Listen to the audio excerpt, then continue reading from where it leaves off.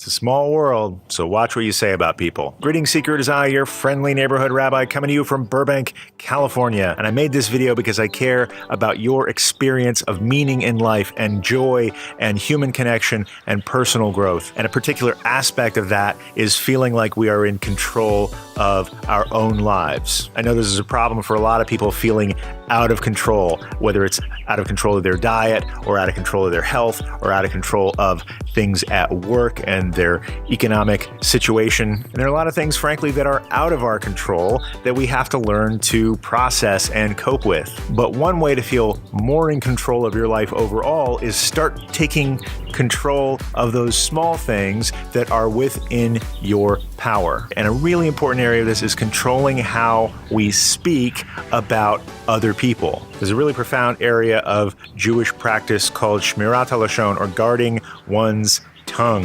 Stop that. If you've ever heard the expression, sticks and stones can break my bones, but words can never hurt me, this was not written by a Jewish person, because we realized a long time ago that words can be the most hurtful thing that you can do to somebody, even or especially if they're not in the room. About 150 years ago, a fellow named Rabbi Israel Meir Kagan, also known as the Chafetz Chaim, wrote a couple of treatises on what's called Lashon Hara, or Lashon Hara, in the more Yiddish way to say it, which is a prohibition on speaking badly about people who aren't in the room. It's basically gossip or slander, although the difference between Lashon Hara and slander is that slander is usually false, whereas Lashon Hara is saying something negative about somebody. You shouldn't do that, even if it's true, because first off, you may not know the whole story. It may be a partial truth, or you may not know the circumstances or the context that it came out of. And you could be speaking badly about somebody even though you don't understand what they're going through. And you don't want to do that. In fact, some would say the Lashon Hara is specifically speaking about the prohibition of saying true negative things about people, because otherwise it's just lying, and that's bad for a different reason. And the reason the Chafetz Chaim is so serious about this is because we do it all the time. There's almost no more invasive condition in the developed world right now than gossip, than what the Bible calls tale-bearing, because gossip has become a kind of social currency. Whenever we're in a social situation, we gain status or build connection by sharing stories, sometimes about ourselves, but more often about what other people are up to. Because we want the person that we're talking to connect with us. We want them to feel like we are socially connected by being in the know. That's why it's so common to tell stories about other people in a social setting, even though it might be wrong,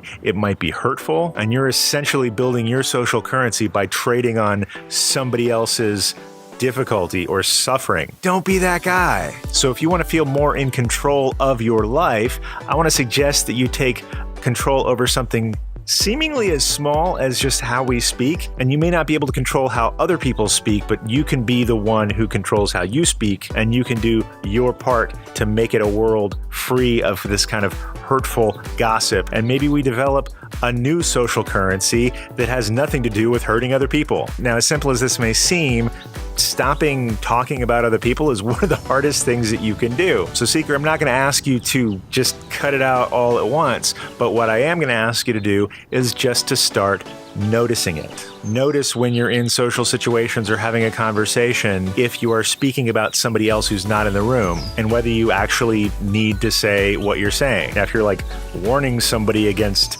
an axe murderer, that's warning somebody against an axe murderer. That's saving somebody's life. That's protecting somebody from harm. But if you're just saying like, man, that person wears ugly sweaters, that doesn't help them or you or anybody. So if you really want to do this in an advanced way, I'll say take a note card with you and start marking it down every time you catch yourself saying something about somebody who's not in the room. And then at the end of the day, or at the end of a few days, take a look at that and notice how often it happens, and consider how less often it could happen. Did you really need to say those things? Was there something else you could talk about? This may sound harsh, this may sound judgy. I'm not judging you because I do it too. What I am doing is inviting you to take control of this area of your life, and I promise you that if you do, you will feel in greater control of your life overall. And that's what happens when we can start making distinctions in our behavior that can improve our lives. Seeker, thank you for watching this video. I made it for you because I really think that this kind of thinking and this kind of learning can help improve your sense of meaning in your life, the joy that you experience, the human connections that you have,